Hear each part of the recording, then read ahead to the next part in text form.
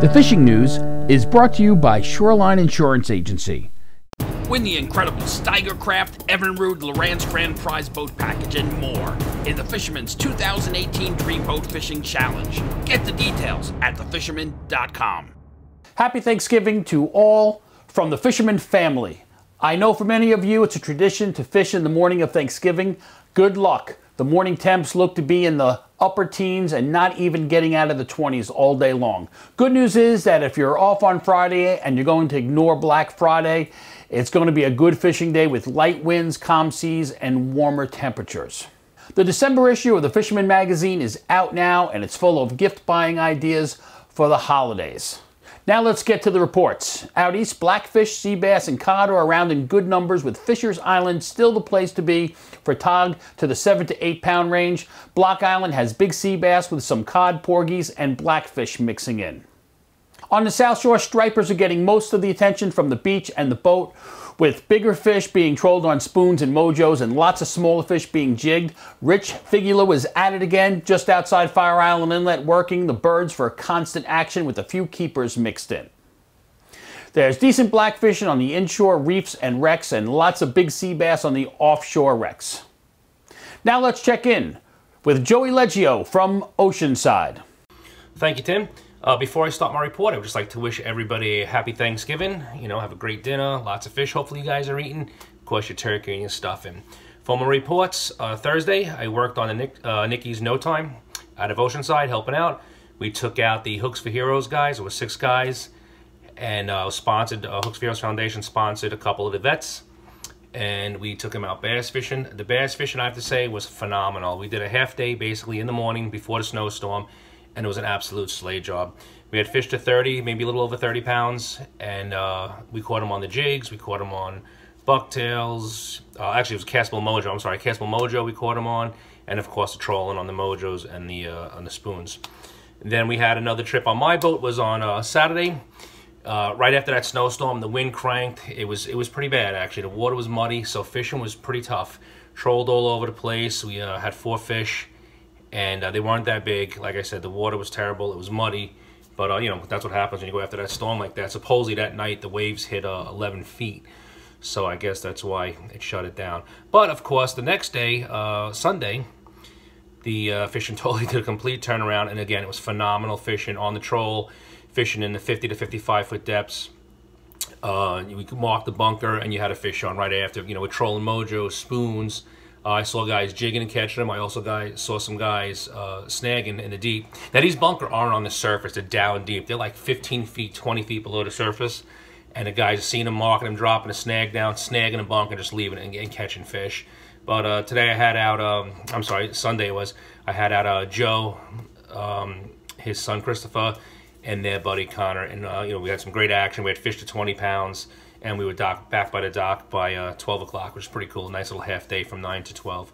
The action's there, the fish are there, you know, looking for the bait, troll those spoons, troll the Mojos, find that bait. If you want to change it up a little, have some snag rods ready with some bunker snags, drop them down on the bunkers, snag them, you know, hold on, you're probably going to get a fish that way as well. Of course, it's still a jig bite, and that's really basically it. You know, you can check out that video for that Hooks for Heroes trip. I put a video up. It's on my, my YouTube page. And you can look me up under Captain Joey Leggio. It should pop right up, and you'll see the video from the Hooks for Heroes. Great trip. Again, thank you, Nikki. You did a great job. And a lot of fun for the guys. And also the Hooks for Heroes Foundation, awesome job what you're doing for these guys. They told me a lot of stories, and I really feel for you brothers, man. I tell you, you guys are out there, and you know, my heart goes out for you guys for what you do and what you deal with every day. It's amazing what you guys do for us. Other than that, happy Thanksgiving. And Tim, I'll talk to you soon. Take care, brother. Have a good Thanksgiving. In the Sound, good blackfishing continues from one end of the Sound to the other, and there's still plenty of stripers working their way back to the Hudson with good numbers of schoolies in the harbors. Now let's check in with senior editor Fred Golofaro with some late-breaking fishing reports. Hey, thanks, Tim. And hey, some good news. Despite getting a lot of negative reports from the shops, which I think is a result of just a lot of people not fishing, the effort is really way down.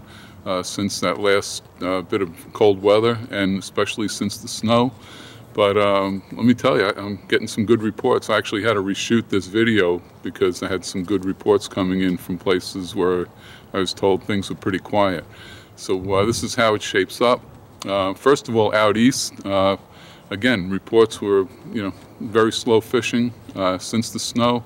The fact is, I heard from Savio Mizio today. He just gotten off the beach, and he's been catching fish, every cast type fishing, with nobody on the beach. He said today there was one other guy that he saw on the beach. He's fishing East Hampton, the East Hampton beaches. And even better is there's a lot of keepers mixed in now. It's not all those shorts that we were catching that everybody's expecting at this point. He had fish up into the teens.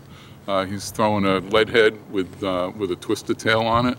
He actually sent me a photo of a fish that he had cleaned. He kept the fish to eat, and it had two big, either bunker, herring, or shad. They were partially digested, kind of hard to tell, but no sand eels in it. It was big bait. So, there are some quality fish around. Back to the west, Robert Moses and Demo on Sunday morning. There was a 35-pounder caught along with fish into the teens. Bill Muller was at field 4. He had 6 fish over 10 pounds, the 3 biggest, 17, 18, and 19 pounds, along with a bunch of smaller fish. He was throwing bucktails. So, there are quite a few fish around, a lot of fish still on the move, even up on the North Shore, where I was getting fairly negative reports to the east. I know there are a lot of fish off Horton's Point on Monday. There's been fish off Mount Sinai, the Mount Sinai area. I know a guy up there who's been catching 6 to 10 bass every time he goes. So there is life, just not a lot of reports coming through, again, because there's not a lot of guys fishing. They're not reporting into the shops, but there are fish. I know a lot of guys like to fish Thanksgiving morning. It's going to be pretty damn cold Thanksgiving morning. We're probably looking at 20 degrees. But it's going to be nicer on Friday, a little milder, and then the weekend you're looking at 50 degrees on Saturday and Sunday. So don't put that rod away yet. There's still plenty of fish coming, and as I said, it's not just those little shorts that everybody's expecting. There's some decent fish around, so give it a shot. Everybody have a great Thanksgiving, and until next week, it's Fred Golofaro here for thefisherman.com.